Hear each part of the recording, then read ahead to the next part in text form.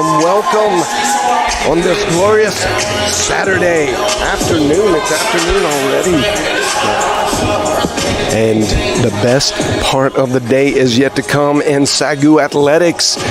You are looking in on the Schaefer Center, where your Lady Lions will play host to the Wayland Baptist Pioneers. Now, I got to get that right because they're not the Pioneers in women's basketball, but in women's volleyball. They are the Pioneers. They're the Flying Queens in basketball. Interesting. So there's a story there. We'll tell that during basketball season, of course. So good to have you. Along my side is Devin Webb with the expert analysis today, and she will probably carry you home because my time is limited here. We have a football game. It's senior day over at Lumpkin Stadium, and I'm going to have to go direct at that broadcast here in about an hour or so. But this is such a big game. I wanted to come and be a part and really talk about the storyline, the drama that is going to happen here on this court today. And we'll get to that. We're going to throw you down courtside right now for the opening prayer, national anthem, and the starting lineups. At this time, will you please stand and remove your hats for prayer and the singing of the national anthem.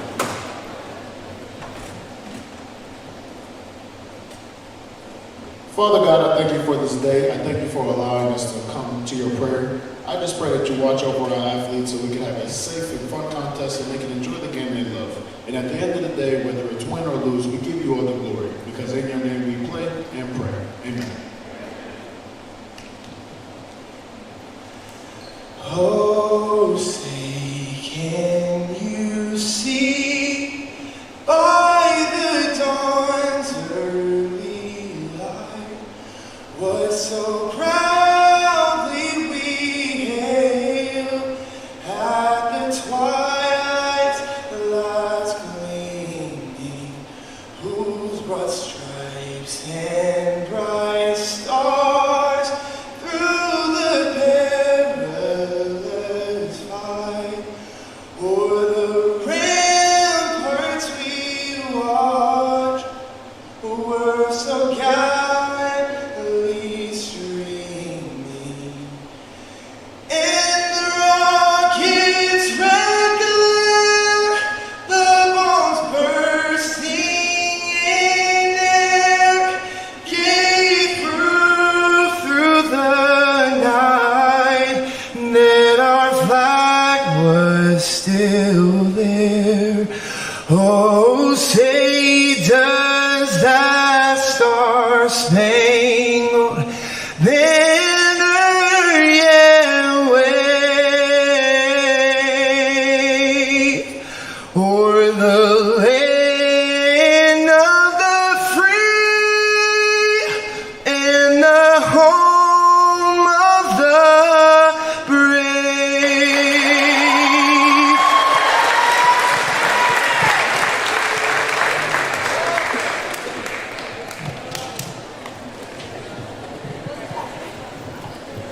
And now the starting lineup for the Wayland Baptist Pioneers. Number 8, Tajana Marchant. Number 9, Alexis Sanados. Number 12, Wendy Coble.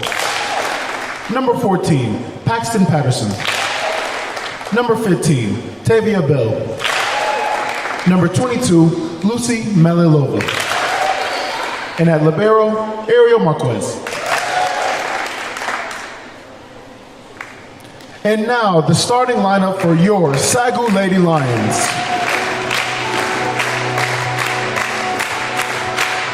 Number 1, Faith Mariquin. Number 3, Riley Burcham. Number 4, Alexis Mueller. Number 5, Ava Myers. Number 11, Emma Tompkins. Number 18, Jancy Akers. And at libero, Tessa Glick. Head coach for your Lady Lions is Hank Moore, and assistant coach is Nick Moore.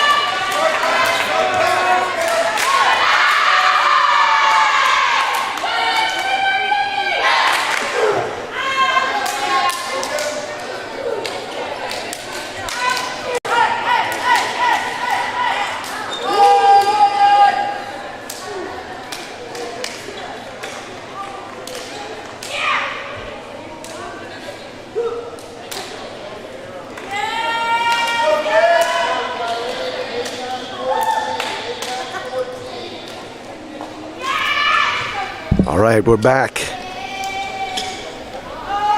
As the teams are huddling up, talking over their last little tidbits of game planning. What's going on down there, Devin? So I don't think it's any secret that both of these teams know what is all at stake today. So both teams had really big games last night. Wayland Baptist, if I'm not mistaken, fell to Texas Western just down the road. The Lady Lions of SAGU had a win against OPSU last night. So both had to refocus their mind, come out strong today. This is not going to be a match for either side of the court that they can take lightly. So every single point is going to matter here. Every point. There's a lot of drama in this game. I'm going to kind of lay that out in tidbits as we go through in the little breaks, but lots of drama happening. Wayland comes out with the first point with a tipped long ball.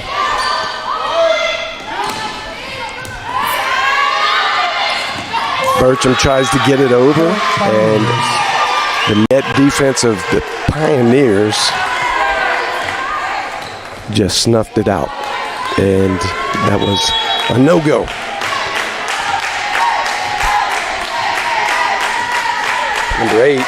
Number eight, Tatiana Market. One of the key players you'll keep your eye on tonight. Point SAGU. Big hit. And that's going to be point SAGU.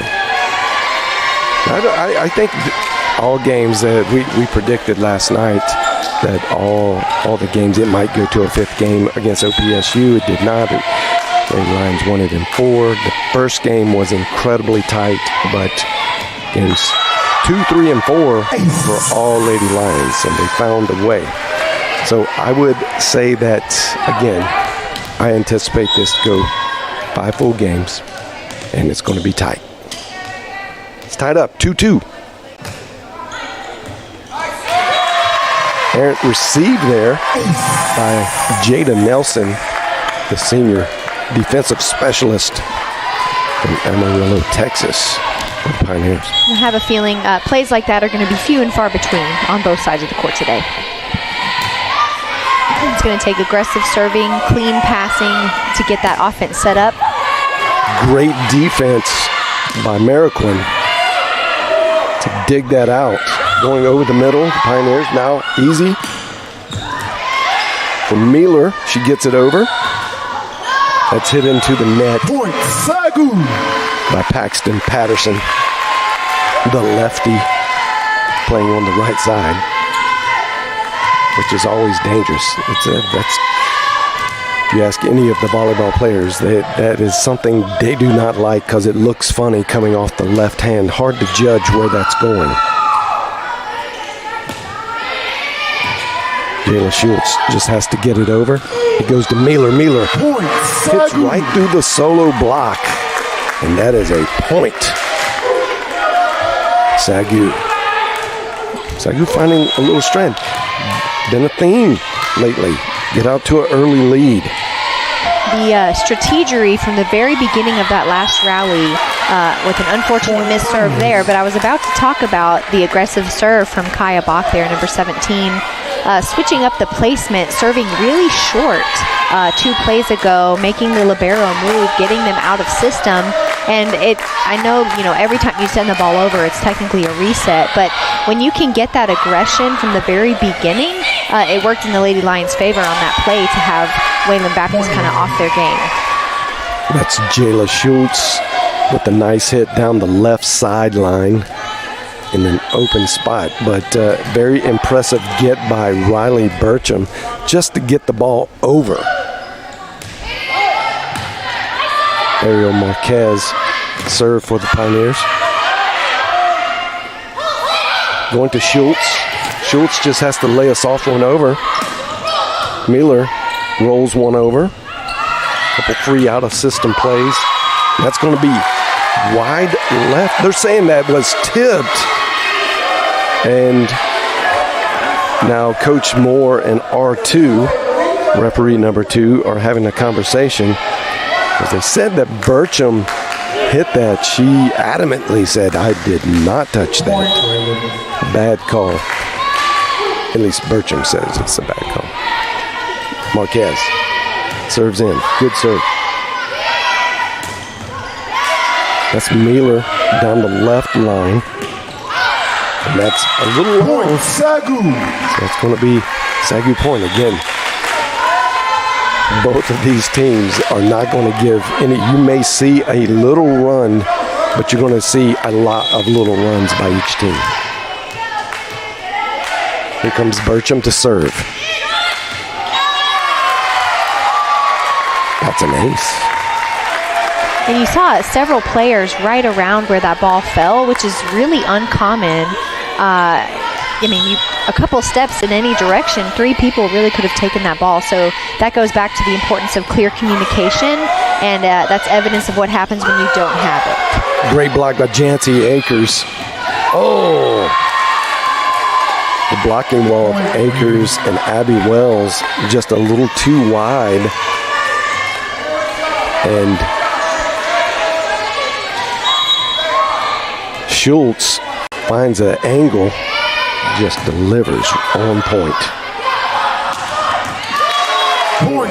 Very hot right now. Just not missing. Now she rotates out, and Maddie Pettin comes in. Last night we saw Mueller taking a lot of her really strong kills cross court, and here today we've seen several already down the line, which is just evidence of Coach Moore watching film, planning in advance, and his players being able to adapt to the competition. Not a hard hit, but just a nicely paced hit by Wendy Koba, the senior right side hitter from Piacenza, Italy.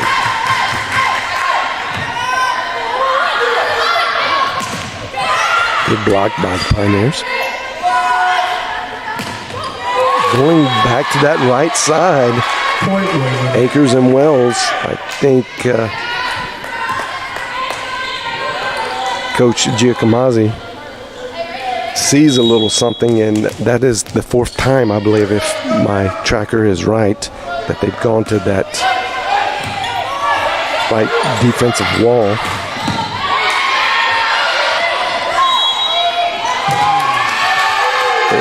That's the judgment call, right? Jancy's over the net. Yeah, they're typically, the rule of thumb is if the setter is going up, really it should be with 2 hands trying to make a play. Then the blocker can't be over the net blocking on top of that. That play was really clean. Jancy wasn't over, but also the setter went up only with 1 hand. So there's ick all over that, kind of, as we say. Sure. But again, it's subjective. Yeah. And now Wayland Baptist is making a good little run. They're up 2. So 3-point run here. And that was just a bad received moment. Ava Myers on the shank kick, it goes over the net, and Coach Moore wants to talk about it. And he's saying, wait a minute, if they can do it, why can't we? They just called Jancy Akers for the same exact play being over. Other than you drew attention to, the setter was on the play with Akers. There was nobody there for defense on the SAGU side. All right, so here's a little bit of the drama. In the going on of last night, SAGU wins over PSU. And Wayland drops a game over in Fort Worth against the number 1 team in the Sooner Athletic Conference, Texas Wesleyan. Well, that puts them at a tie. So they're tied for 3rd and 4th place. You know, the next place is going to be 5th, which MacU has with 6 losses. Both of these teams have 4 losses. Well, MacU, you got to play the games, but they play Langston and Central Christian, which are 2 of the bottom tier teams in the conference. So you're pretty sure MacU is going to walk away with 2 wins for the rest of this season. So they're going to end up 12-6.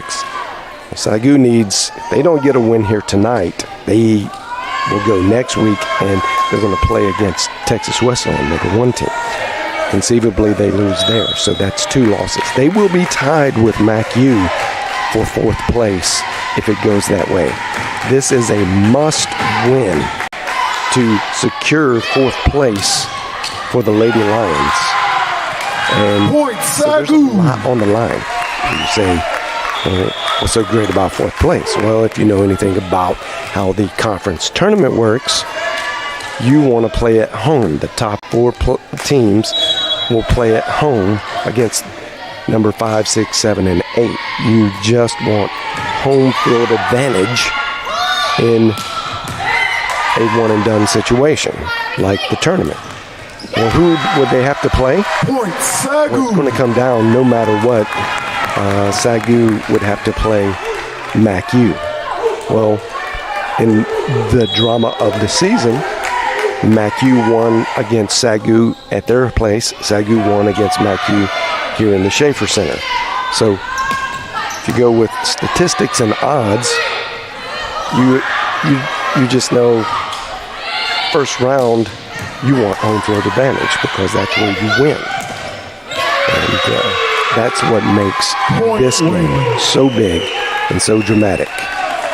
Both of these teams are going to be fighting for sole possession of 3rd place at this point. And there you have it. The drama. The drama.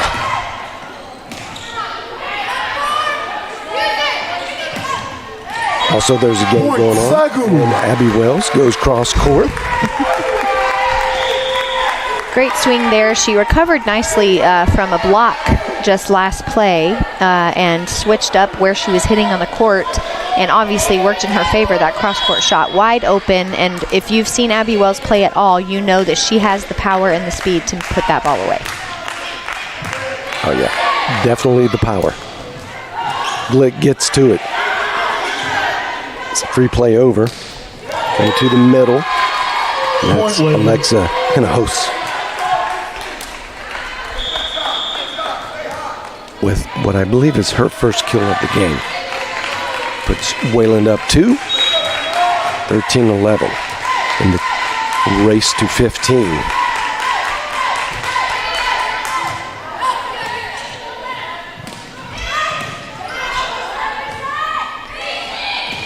Good system play by the Pioneers. Good block. Really good block. Ava hit that ball really well. I don't think she could have asked for it to be in a better place.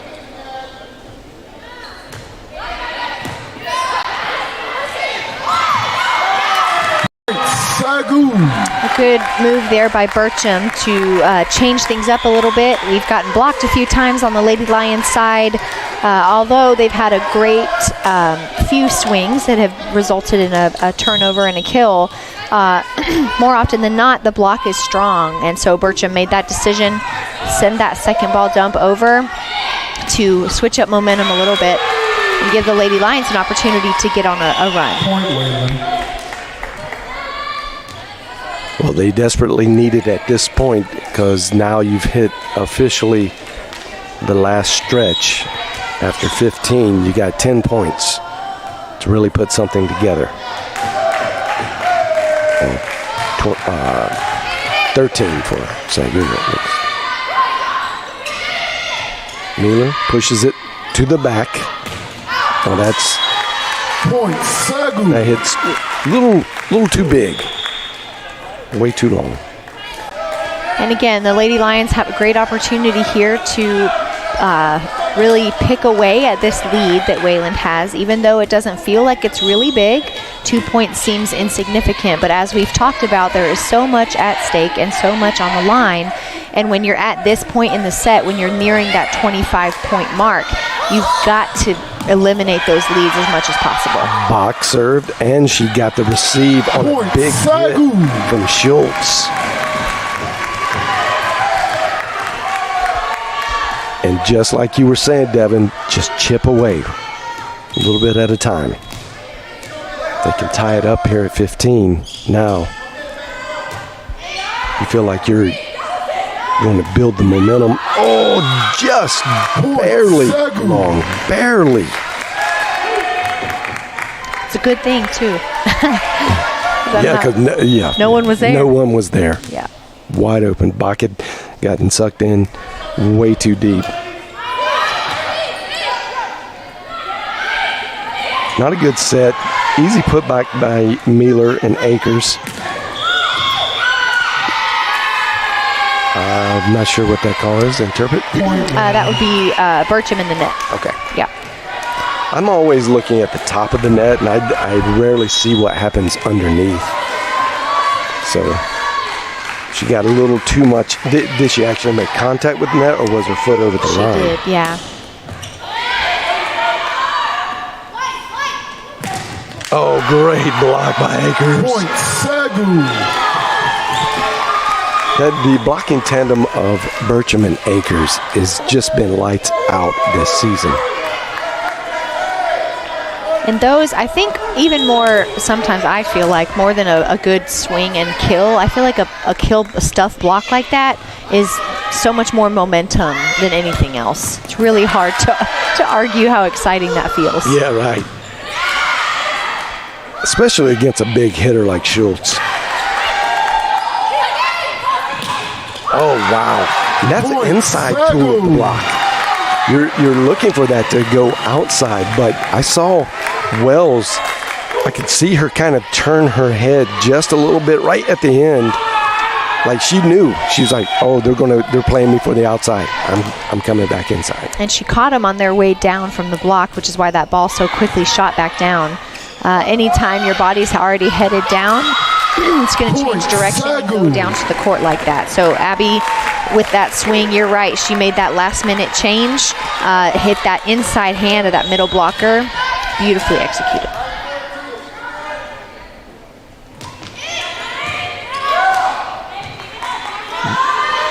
Not a great receive by Wayland.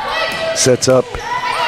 Now that gets dug out, but punched back into Akers 2 times in a row. One time right to the defensive specialist on the Pioneer side, and then she got one more opportunity and went just a little more to the right side, which was perfect. Great court vision by this Lady Lions team. And what a run. I mean, they were just down 15-12. Now they're up by 3, 19-16. So it's been a run of, let me do the math, 7-1. And a very understandable timeout on behalf of Wayland Baptist. And if you notice, it's obviously hard to feel this through the screen, but the energy of the Lady Lions team is so important, and especially in a moment like this. Even though they've got on this point run, obviously that is beneficial. But what really I believe carries teams through is when they've got that excitement and that whole team is participating in that together, because that helps you not lose it. So let's say Wayland Baptist gets this next point after the timeout. As long as the Lady Lions have that energy and the belief that the momentum is still on their side, if they are cheering, coming together, then that really does have a lot of control over that momentum. And Wayland Baptist has been the same way. I mean, they've pulled together, and this timeout is obviously an opportunity off the court to pull together and get a reset, but they've done the same thing throughout this first set. Yep. We saw them run off 5 straight points a little bit earlier in this set, so they're very capable. It's out. SAGU.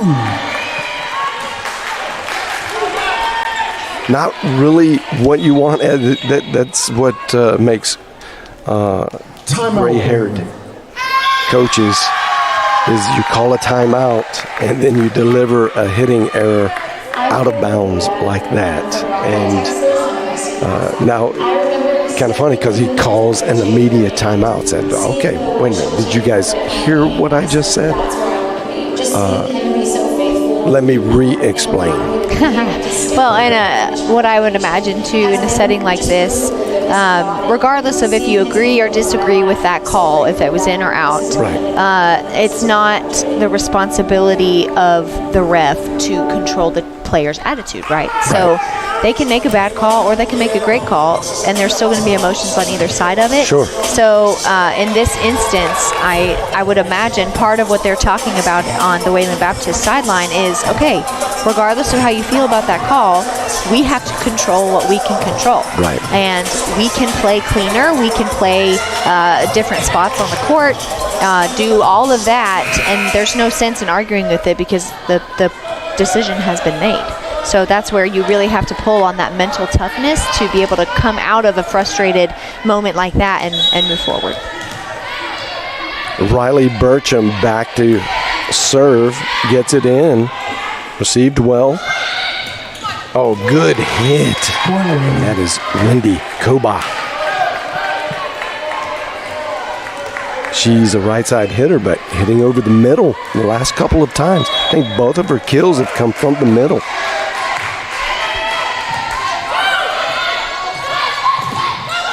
Big hit by Jancy Akers, and even better defense by the setter, Lucy Malova. Oh, wow. That was a big hit. A little wide and outside. Almost took out the line judge. He's grinning that he wasn't hit more than that. Yeah, right. Oh, you missed it, but it hit him in the bottom part of the leg. Oh, my goodness. And that is just an error that, you could see. I don't know if it was on camera, but Coach Moore just throws his hands up. Oh, boy. Here he comes.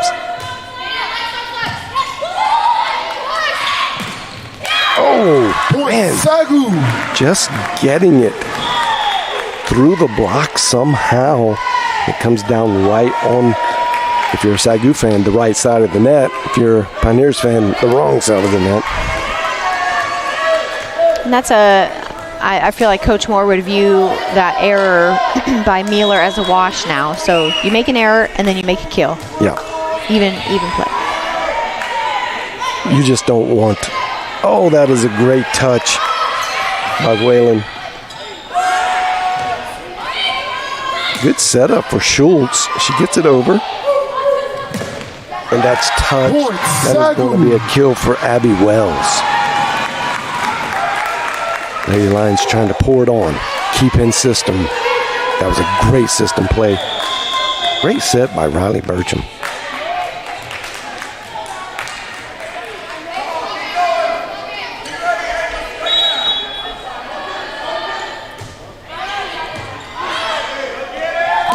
Over the middle, Schultz. She's been hitting from the outside. But new look, great play call by Coach Giacomazzi. You have a different look coming down the stretch here. This is the short overs. Schultz gets it in. Back to Wells. Oh, she's on fire now. We're just filling it.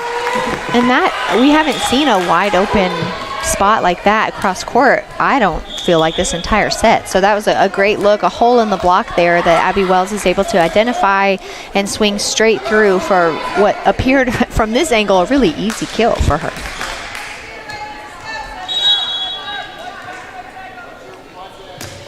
Tessa Glick came ever so close to the top of the net. Oh, Burcham with a good defensive play, just goes back over. Now he's, oh, great block by the trio in the middle. Myers, oh, got a little off balance in her jump. She had to jump back and caused her to hit it high. Look, she gets, yep, see how she had to get further back. Just misjudged where it was going to end up. Yeah, with the set that far off the net, you've got to make sure you're extra cognizant of where your shoulders are placed, and that is a killer service error right there. And now it is set point. Yeah, I mean, a service error at the end. just, I mean, it's obviously not what you want, but it's a heartbreaker. Maricoon gets it in. Oh, that is a great hit from Markic. Tatiana Markic from Canada.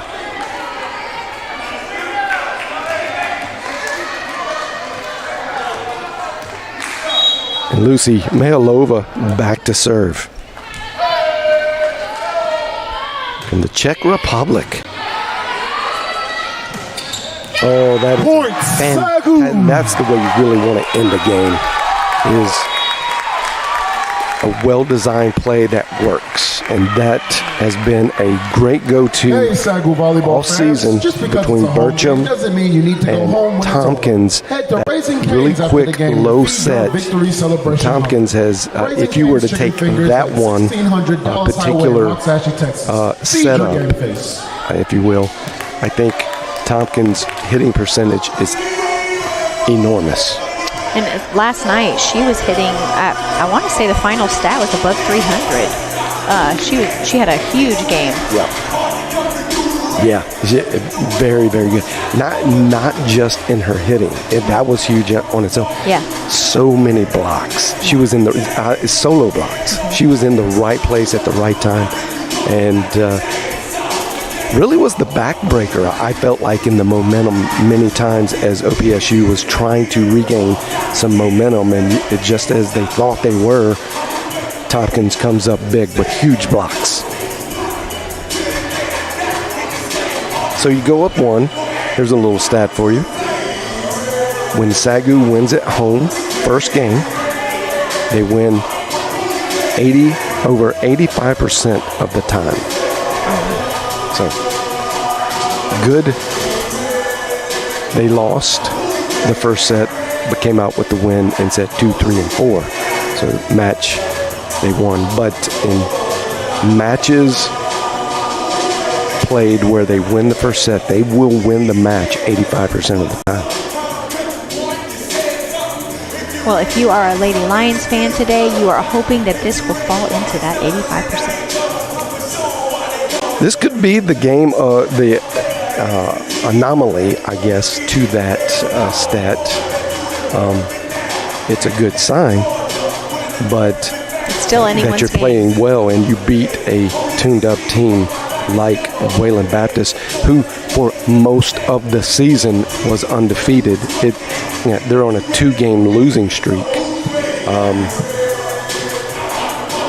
It happens. It happens even to the best teams. So you're going to hit that little lull. You don't want to hit that at the end, obviously.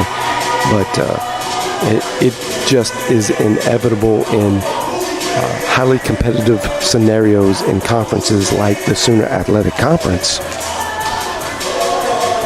Just to go undefeated, it doesn't really matter how good you are. It's just almost impossible. I need to look that stat up to see. There was a OCU team 2 or 3 years ago that, to me, was the best in the country. And I think they went undefeated all the way to the end. But they had to play the second-ranked team in the conference and ended up losing, and they lost one conference game. That's as close as we've seen. Well, it's no secret that here in set number 2, it is still anyone's game. And Wayland Baptist is going to come out ready right from the beginning. We saw some fluctuation throughout set number 1 of leads in point differentials. The greatest, I think, run was what you called the Lady Lions went up maybe 7 points to 1. But even still, it was fighting tooth and nail all the way up until that scoreboard hit 25. So absolutely, we're going to see more of that. You're always going to be paranoid and nervous, which is a good thing in competitive athletics. The worst thing you can ever do is get complacent and feel like, oh, you got this. And it can be a 7-point lead, and teams like Wayland Baptist can erase that with 7 possessions, really.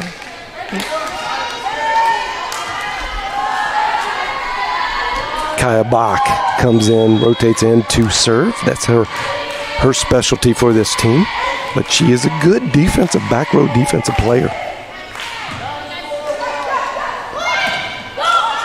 Oh. It bounces just enough off of the block where it took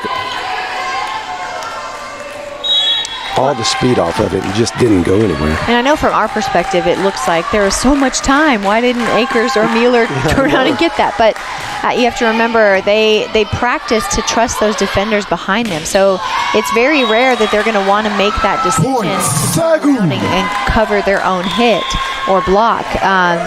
And of course, armchair quarterback over here, it's really easy to say, like, oh, you could have turned around and gotten that. Come on. There's a whole lot more going on in their mind, and they're being strategic by trusting those players. And that's what the coach does. He builds a system and then really wants his players to trust the system. And that's ultimately, small mistakes will happen like that.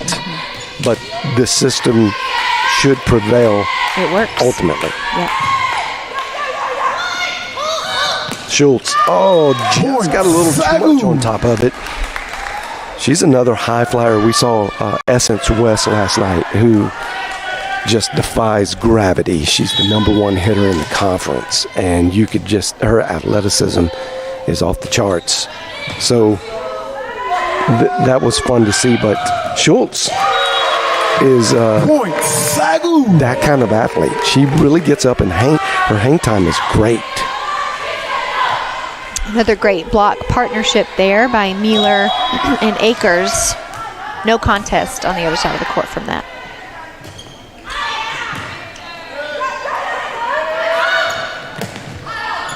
Schultz, just a little wide outside.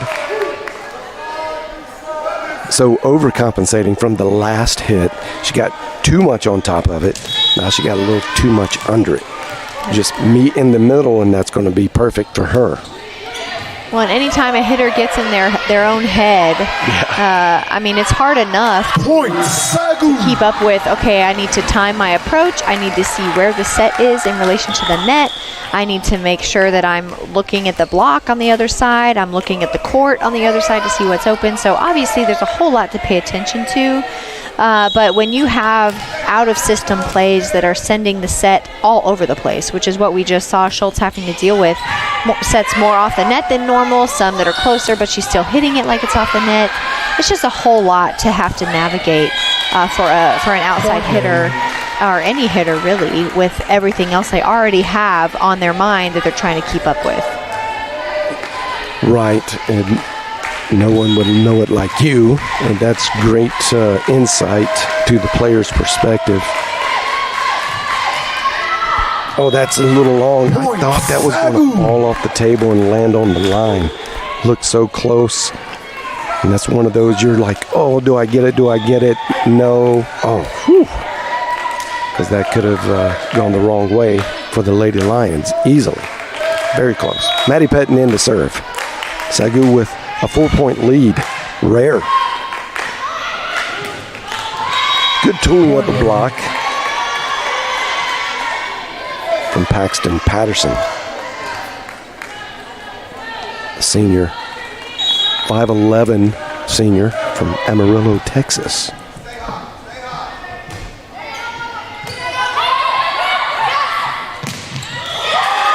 The Bertram-Wells connection, that train is moving with a lot of momentum this match. Not a lot of mistakes. And you see Coach Giacomassi, I hope I pronounced that correctly. You did, Giacomassi.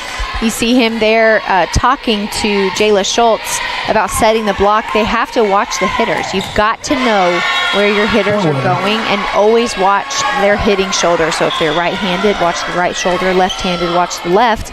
And that's how you're going to set the block. And obviously, as you recognize trends of going cross-court versus down the line, then you adjust. But rule of thumb, you watch their shoulder, you set the block right where that shoulder is, line it up with that, and go from there. Ava Myers over the middle makes it tough for Wayland to handle. Goes across court to Myers. There's a whistle, and they're calling it a redo. R2 says that's my bad. Accidental whistle. Yeah, just an inverted whistle. Happens, rarely, but it happens. Stays with Wayland. Schultz delivers a good serve. Oh. I just think that was a great athletic play by Emma Tompkins there. She was reared back to hit that out of place. So her jump was a little bit out of place. And just her athleticism allowed her to catch up with it and get a nice, accurate placement on the ball. And as you said, she was ready to hit. You could see it in the way she pulled her elbow back, made that last-minute decision, dropped the elbow, tipped right to the middle of the floor. Bertram gets it over to Ava Myers again. And Myers, you see her favoring now the inside lane, kind of going down that parallax of the net.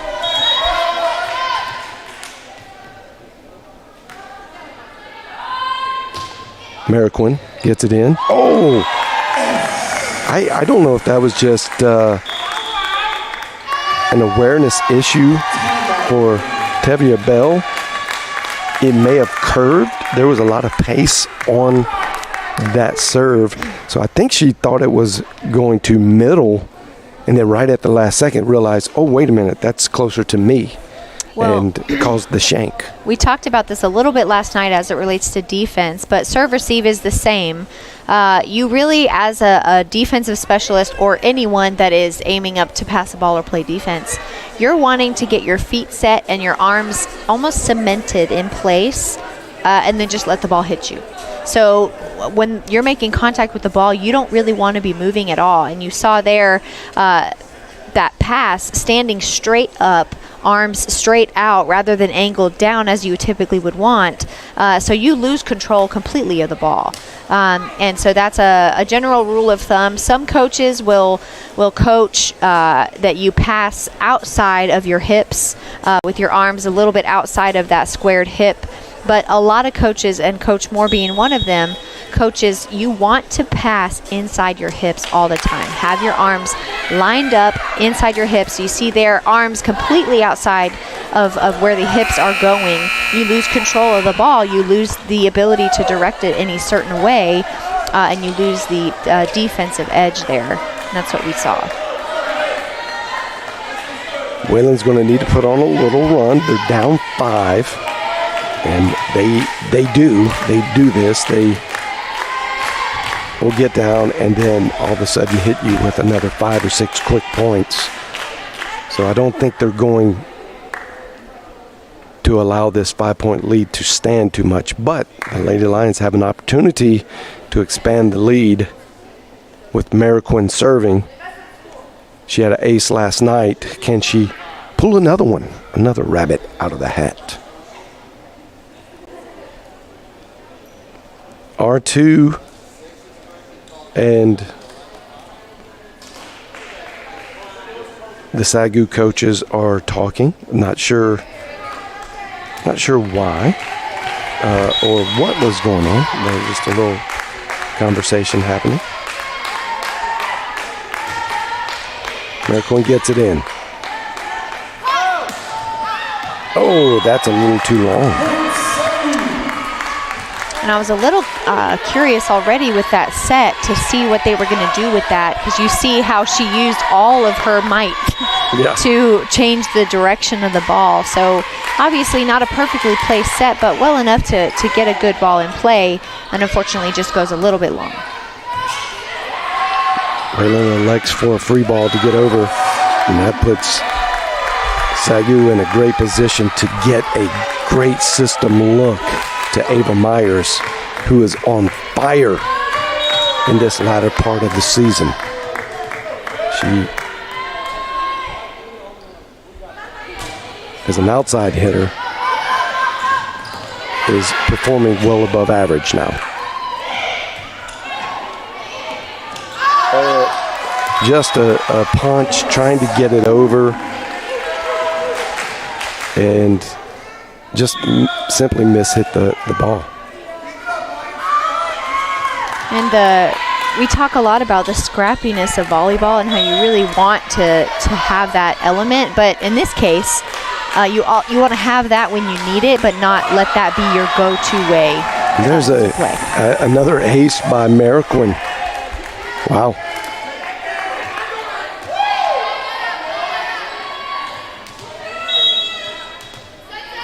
Just a little loss of focus there.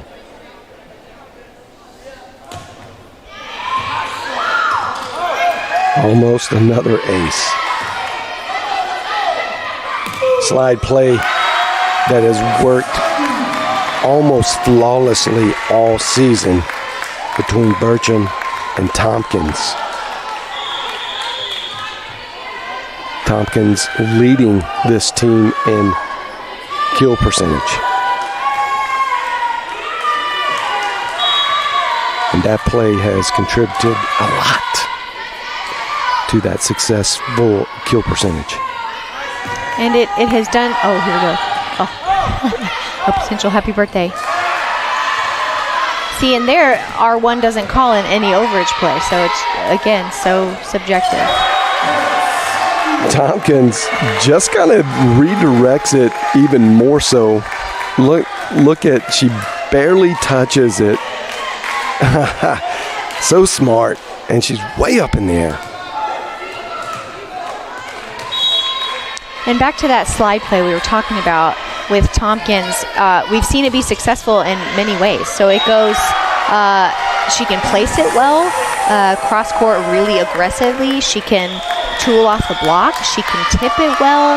So it's really just the bread and butter of what she's doing right now. And I mean, we're seeing the Lady Lions really band together. This is by far the biggest lead that we have seen on either side of the court. And we're starting to see Wayland Baptist do things that are very uncharacteristic. That last play right before the timeout, a serve coming over to them and just letting it hit the floor. Yeah. That is not like them. Yeah, there's a little focus issue going on, and it happens. Coaches, that's part of their responsibility to get them refocused, and that is what Coach Giacomazzi is doing now. He called a timeout and said, hey, we're down 12. Do you guys just want to go back to the bus and go home? Or did we come here to play? So I think you look at your 12-point lead with SAGU at 18. This is kind of one of those things, pick your battle. So at this point, I don't know that you think you're going to come back and win, but you've got to get a positive spark to happen. And that's probably what he's telling his young ladies to make some positive energy happen at this point so that we can take that into game 3. It doesn't matter how bad you lose a game, you still have another game to win. And as long as you post wins in your games, don't worry about how bad it was beforehand. And that's after 3 aces in one serving set from Mariquin. She gets a service error. I think we'll let that one slide. But again, what we've talked a lot about, you said it before set number 2, Wayland Baptist would be the team of any to be able to pick away, and before you know it, they're back in it. Yeah. So this is a great opportunity for them to do that. But But then you have Mariquin playing a defensive play like that, not letting anything hit the ground. Wow. And just the ball is bouncing the right way off of all the hands that you think the close ones are going to the favor of SAGU.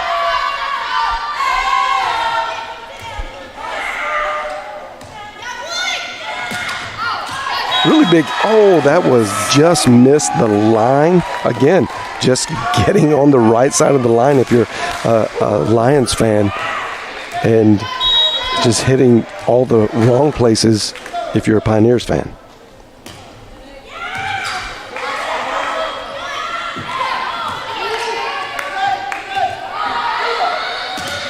Oh, great block. Mueller had all the time in the world, which may not be the greatest thing, because now defenses are they have the time to read better. And that's exactly what they did. They saw where Mueller was going. Great block. Oh, and there's an ace. And you see a little bit of miscommunication there. Tompkins owning. So where she's at right now, serve receive. We don't see it often, but she's responsible for that short ball. So gotcha. She immediately owned it and knew. And I doubt we'll see that error happen again. Melova with the service ace. Tompkins makes up for it there with a nice, well-paced tooling of the block on the right side.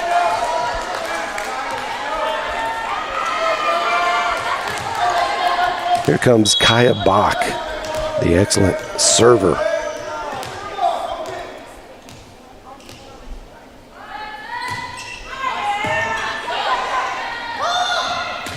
Oh, wow. What a great hit by Tatiana Markic.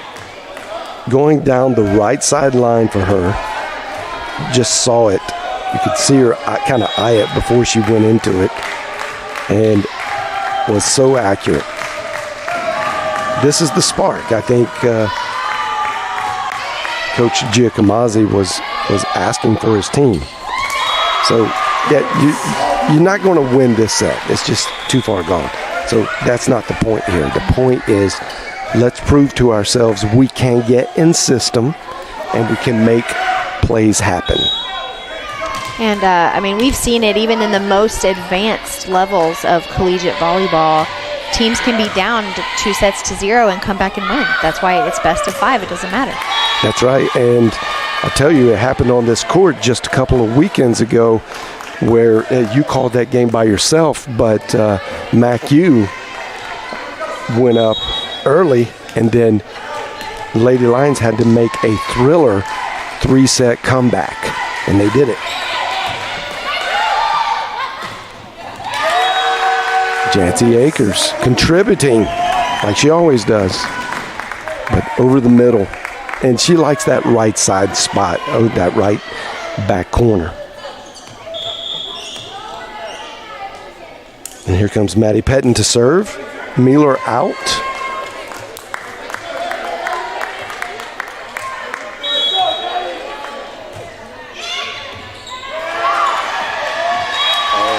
Yeah, that was a shank on the receive.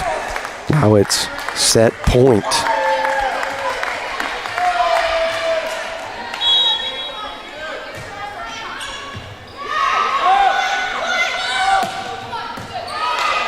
Schultz gets it over. Here comes Wells. Wells has to tap it over.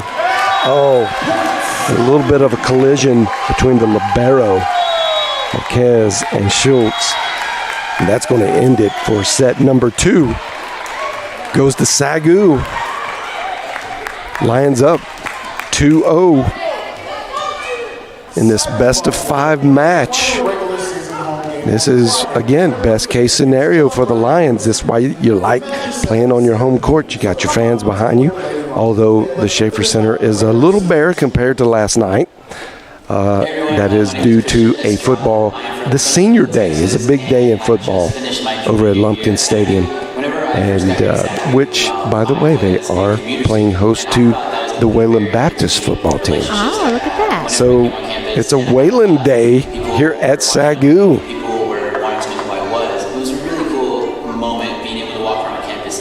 Yeah, it's a lot of fun. Senior day, probably pulling most of the campus fans over there, I would imagine. Kind of a shame that both of these games, this is such a meaningful game. You would want your fan base, but you only get one senior day a year. So, and it won't be long before the Lady Lions are having their senior day. I think that is next week against Texas Wesleyan. But if I'm looking at this right, we don't have any seniors. Yeah, I know what the roster says, and a lot of times they are showing what they call eligible years. Oh, gotcha. And instead of actually true classifications, Yep. you on the roster and COVID really played threw a monkey wrench into that as well. So last year's didn't count against any player. So you could have technically some seniors that may leave due to they are going to graduate, but they still have roster eligibility.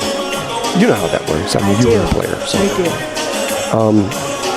do. But maybe some of our fans watching do not. So don't be fooled necessarily by the roster. That just means we do have everyone back that has eligibility. Doesn't necessarily, they have to assess, I may be graduating and I may not come back. Well, here's a perfect kind of use case. Mueller came back. She graduated with her undergraduate degree in 3 years. But she could have left. But because she did have eligible years to play, and COVID erased one of those, I think technically she's a junior, so she's in grad school and playing on the court because of the way things have fallen. And that's always nice to have. Like every coach's dream is you finally get the veteran play and you get that extra year because COVID took away any restriction there. And so that's nice. So yet to see if we're going to graduate anyone.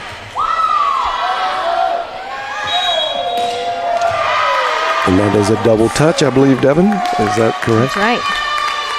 I was going to have some words to say if that was not called. You are the double touch Nazi. Like I find if you are going to referee, no one's going to get away with a double touch. And that might be a little scary for these players. Gotta play clean. Yeah. You demand excellence.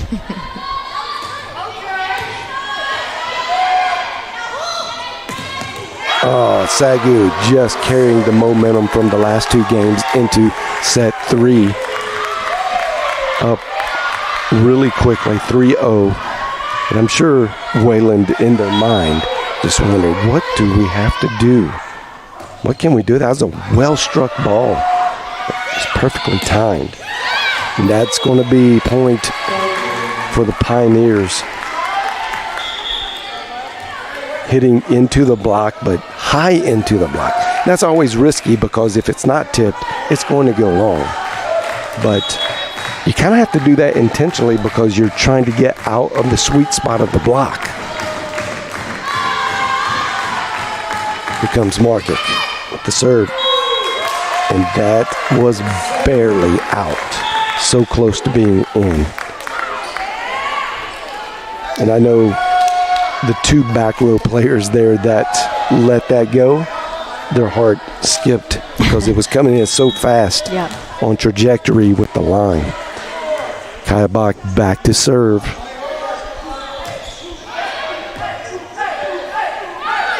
Going to Schultz.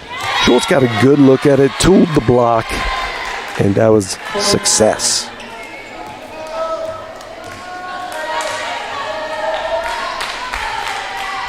Yeah, hit it right at the outside hand of Riley Burcham. Great play.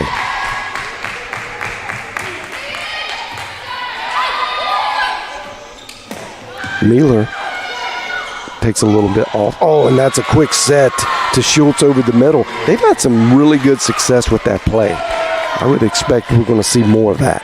Schultz over the middle has been good.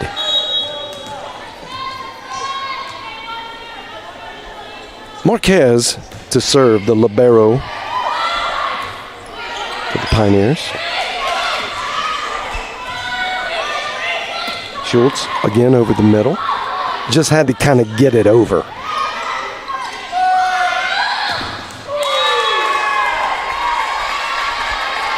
And good point for Wayland Baptist to even things back up at 4. The lefty.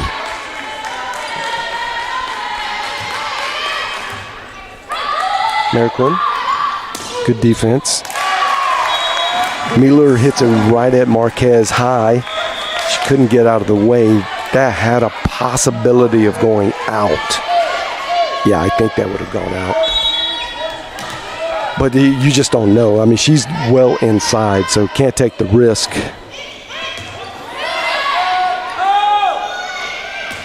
That fooled everybody in the gym. What a great set. Hit a little too hard, but that would be one of what we call a clippable play. That was a great set by Malova. SAGU gets to the errant hit by Wayland.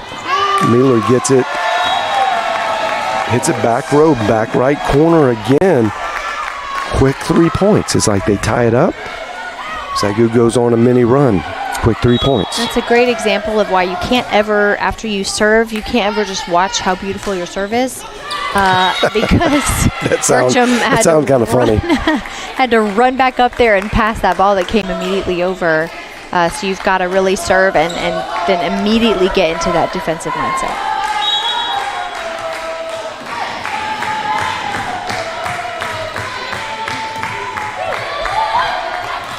Oh, that's just a bad hit by Jancy Akers. She doesn't make that error much. Just right into the net. I think she saw opening in the lane right at the last second and readjusted. Wells gets it over.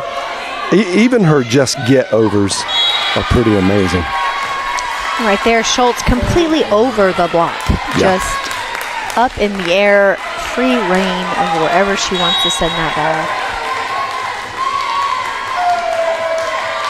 And we're tied up again, to your point. Akers gets it over. It's free play. Oh, wow. Schultz she'll go get it. It doesn't matter where it is.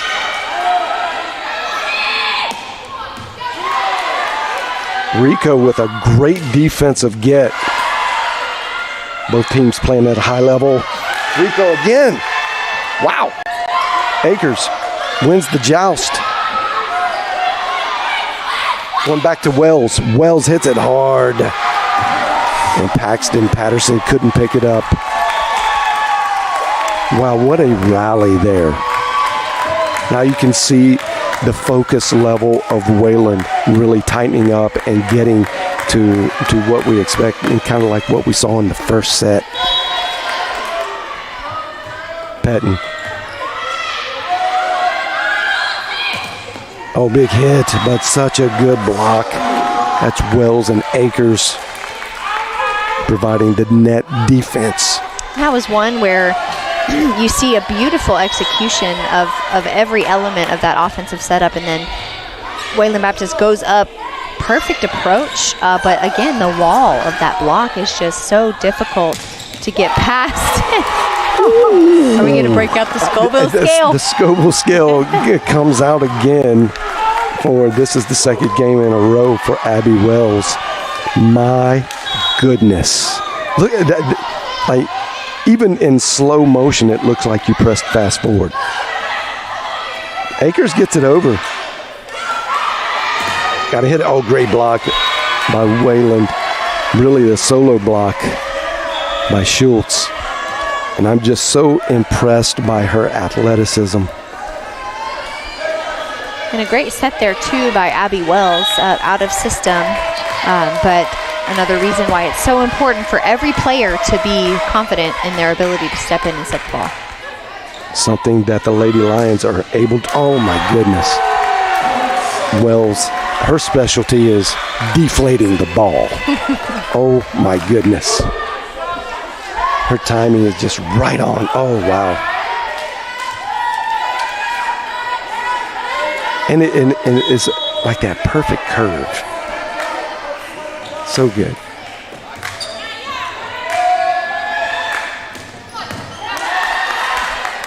Good defense by Burcham.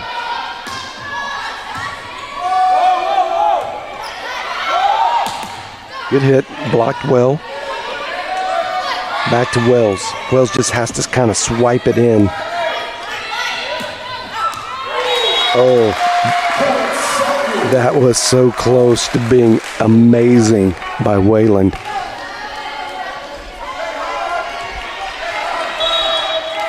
Yeah, just barely out.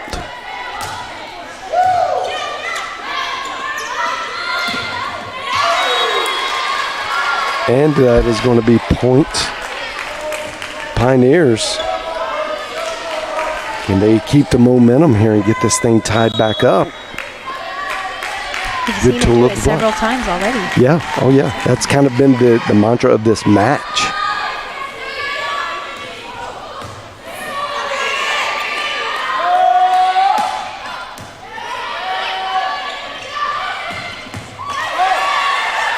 Great hit by Myers. Oh, that low set, quick set to Tompkins. Wow. And that's we've seen some quick ones right into the middle, but they're depending on where you play. That's a 32, also called a B, a 3. There are all kinds of names for it, but essentially in between the middle and the outside position, a quick set in between the two. We haven't seen a whole lot, if any, of those exact sets today. But you've said it many times before, Emma Tompkins really thrives on those quick sets. Yeah, she does. She's got such a quick swing speed and just the timing that it takes to get there. Not everyone can do that, but she definitely can. And between the slide play and that quick set over the middle, that's the bulk of her success. Like 98% of her success comes off of those two. You would think, well, we could scout that and maybe try to take that away because you kind of know what's going to happen. She just doesn't allow it. She's too good at it. And a big part of that, too, is the chemistry between the hitter and the setter. And we've seen with SAGU specifically, Burcham just has great chemistry. Yeah. And that you can tell they place a lot of focus on that. And her awareness to change the play maybe at the last second is incredible. Just a great floor general for Coach Moore and this Lady Lions team.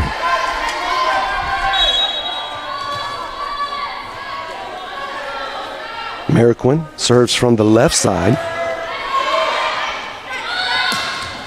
That's in the net.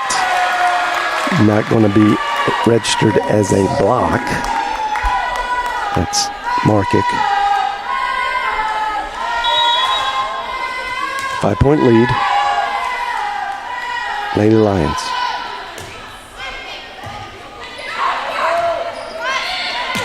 Going back to Markick. She took the block on the reverse side. Not easy to do, actually. You got to be a really strong hitter, and that she is.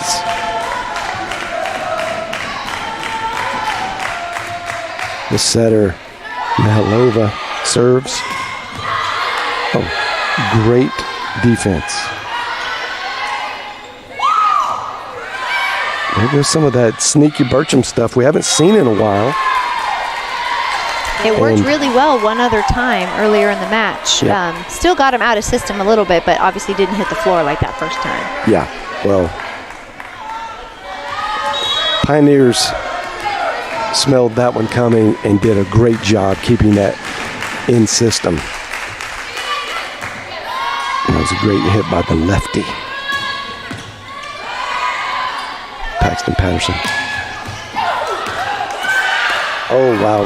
Good try. Good try on defense. That was just a well-hit ball by Markick. And here come the Pioneers.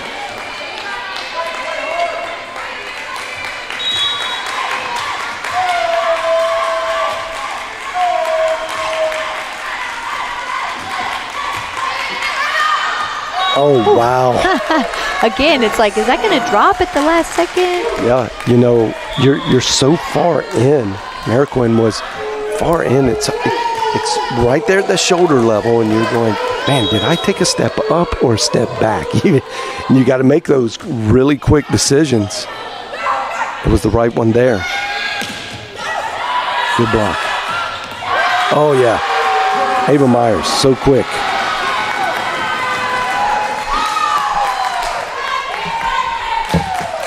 Great kill. Back to a 4-point lead.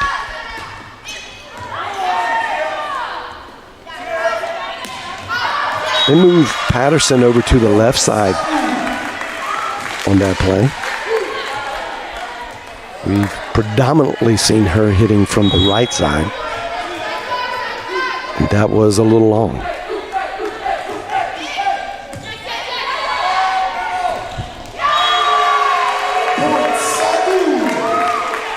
I'm pretty sure that was the first swing for Hinojosa this set, going over the middle. I'm from Duncanville, Texas, and I just finished my junior year here at SAGU. Whenever I first got Yeah, it's so this is Wayland Baptist's second timeout here in set number 3. So moving on into the finishing parts of set 3, assuming that the trend of scoring goes how it has been thus far, Wayland doesn't have another opportunity to come off the court. So this is going to be that moment where Coach Giacomassi is going to say, okay, this is the last chance that we have to collectively come together, take a mental break. That's why they call it a timeout, and reset and figure out how we can pull together. And it's not, the Lady Lions, yes, are playing great defense. They are putting the ball away. But honestly, Wayland Baptist, we've seen them be able to combat all of that and do that and more. And that's just not happening for them right now. So apart from this timeout, it's going to be up to those 6 players on the court and, of course, anyone else that may come in substitution-wise to really band together. This is where the game of volleyball requires so much mental toughness to be able to pull through and finish a set. Everything going the Lady Lions' way today. And I'm sure Coach Moore is delighted, but not with the service error. Finish strong, he says.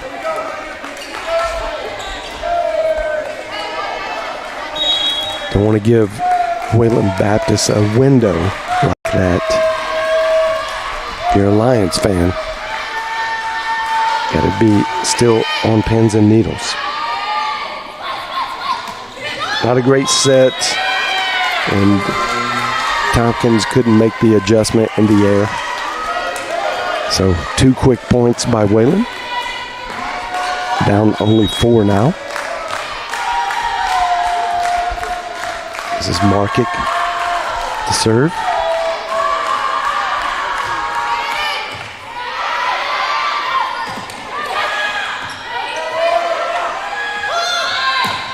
On to the go-to player. She does a great job tooling the block.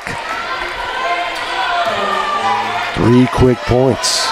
Shaved off 3 of the deficit of 6 when they started. Markic again.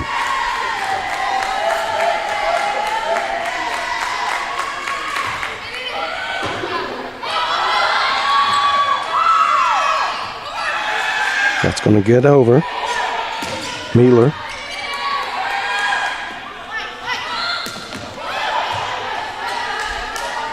Lions get into system. Good defense by Wayland.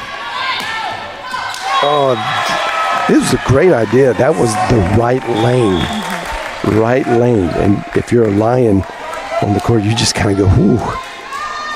Thank goodness. Yeah, just avoided a deadly bullet there because the momentum was all on Wayland's side of the court. Well, and a lot of great jousting, too, there in that rally specifically. Both sides of the court, great defense happening right at the net. Kayaba gets the ace, the service ace, and that is her specialty, serving.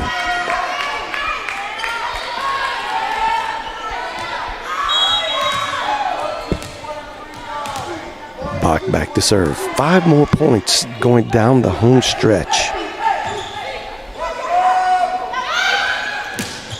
Oh, that is a big hit. Bach would have let that go. It would have been out of bounds.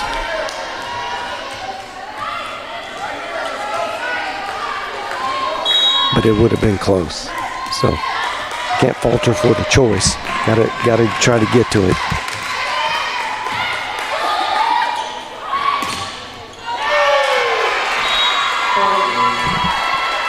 Great block.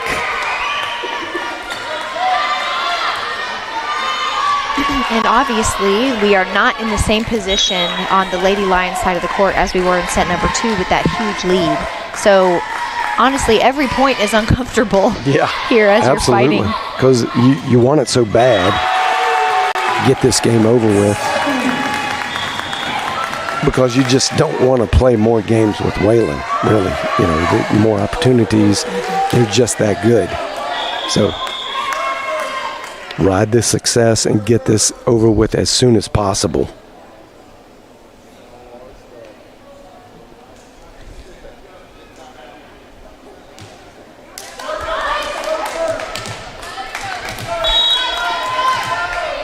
The R1 seem to have some words for the fans, admonishing them in one way or the other. That's going to be point Wayland. The announcer got it wrong, and that was ruled a touch.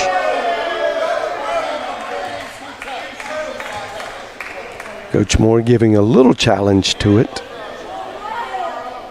saying which person touched. And yep, it's going to stay. And honestly, as a referee, even if you messed up the call, like I feel like nine times out of 10, the name of the game is you just got to be really confident in what you say. Yeah, right. Because you know the coach is going to come. That was a great putback. The recognition, no one was in the back left corner, Makoba. And she saw it. You could just even see it in her eyes. She wanted to get there quickly, but she had patience and let the ball come to her. Didn't try an early swing and just delivered a well-executed hit. And now they're only down 2, which seems kind of like a tie in this kind of game. So Wayland's out of timeouts. Coach Moore takes a timeout, sensing the momentum shift, even though you're up 2 points.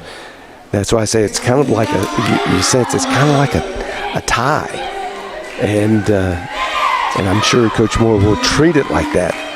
Come on, I know we got a 2-point lead, but let's just act like it's 21-21 and play as gritty as you can. We just don't want to go to a 4th set. Well, and in a weird way, obviously Wayland has much more on the line here if they lose this set. Because the Lady Lions, if they win here, then the match is over. Right. But at the same time, that little kicker of momentum that we talk about, if Wayland were to keep fighting point for point here and take set number 3 and play like they don't have anything to lose, then that momentum immediately shifts. And that's what we see in a team being up 2 sets to 0 and then coming back and winning. Now only down 1. Here come the Pioneers. Marching in. They were just down 6. Like we said, this is the kind of team that can pull off those big swings. Akers just bats it over. Oh, good joust there by Abby Wells.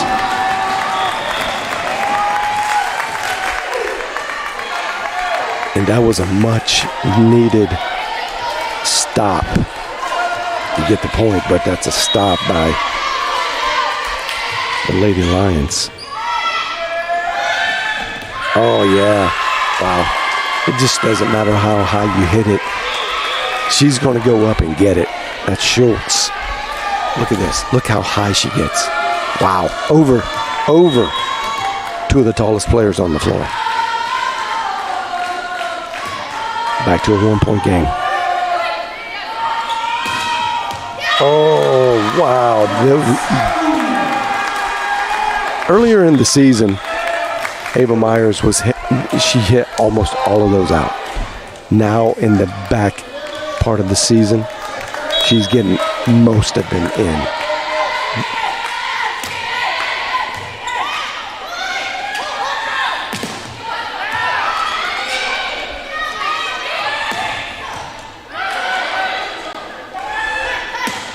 Marquette gets it over. Going back to Wells. Good defense at the net by Wayland. Oh, going big to the senior. Oh, Ava Myers, what a rally. That was a great, great rally. Now we're at set and match point. We saw jousting, we saw tips, we saw hard swings, great defense, free balls, all of it in that one rally right there.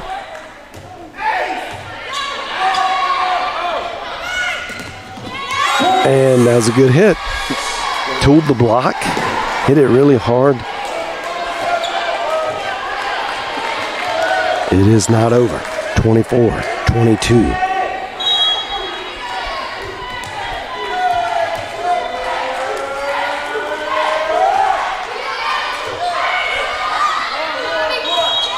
And that's going to be ruled a lift by Burcham. Wow. You don't want to tighten up. And can you play with enough focus but relax just enough to get in system and get the kill? I cannot in this moment. Glick, great defense. It's going to be in system. Oh! And they're going to call an in the net. I believe that was R2 called that in the net. Very anticlimactic, but that resulted in a play stoppage and the point for SAGU. Kind of hate to see it end like that. I was going to say, it's set and match point, and you barely hit the net. I mean, it wasn't like she slid into the net. Yeah. I mean, just barely hit the net, and you get a whistle. Well, and we've joked a lot about the referees in this match, and it is so subjective, and the comment about, I'm a stickler for the rules. But in an instance like that, I feel like you just got to let them play. It's the last point. You want it to end on something aggressive. As a ref, you kind of got to know the game situation as well. And, I get it. Maybe at the most minor point, it was an infraction. But, is that really how you want the game to end? And most coaches, I think, even if you're on the winning side of that call, you really don't like to see games won by the ref, by the whistle, in any sport. And that is exactly what happened there. Unfortunate for Wayland Baptist. They played a great third set there. I mean, it was scary. And so now, best case scenario happened for your Lady Lions. They get the win against a top-rated team in the Sooner Athletic Conference. This definitely shores up a spot in the top four. So they will host a playoff game, and this is what they needed to do to be able to secure that. Because if they would have lost today, then the only way to get to host was probably going to Texas Wesleyan, which is going to be a tall order. We saw how good they are. Not impossible, but that's going to be a tall order. And segueing to that is going to happen on Tuesday night. You will want to keep your ear to the ground. We will definitely be posting about the going-ons of that match on our social media as it's going on. I do believe Texas Wesleyan will be streaming that, so keep your eye out. Maybe you can, if you can't get over to Fort Worth, just a short little ride, less than 30 minutes to the campus, and maybe get over there and support your Lady Lions. But if you can't, you'll probably want to pick that up on the Rams Network. That is going to be a great game. They are one of the few teams that have won in the Schaefer Center this year. So, and they're number one in the conference. Very important game. But with this win, I mean, I think the way all scenarios lead to SAGU definitely top four. So get to host a playoff game, and that hopefully leads to a win, which would result in a conference tournament appearance up in Oklahoma City in the Final Four. And then that just gives you, if you do well there, gives you a fighter's chance to get into the national tournament. Now, if you win it, you will automatically get in. But the national ranking system is very stingy. They seem to have some kind of bias against the Sooner Athletic Conference. Not sure why. That's a topic for another day. Just refer to maybe other broadcast for that diatribe that I have put on about rankings. But still a chance for the Lady Lions to get into the NAIA National Tournament. That's a huge deal. Huge deal. I don't know if we ever have played in the NAIA National Tournament. If so, maybe once, but not many times. Well, what a great evening, and we have just one more broadcast to do here at the Schaefer Center, and that will be the end. We host John Brown University, so you're not going to want to miss that. If you can't be here, always you can tune in to the SAGU Sports Network and watch it and be a part of that broadcast for sure. My name is John Cookman. Along my side has been Devin Webb. Devin, we got one more. So thank you for being here, and this was a great win for your Lady Lions. Thank you so much for watching. You've been watching the SAGU Sports Network.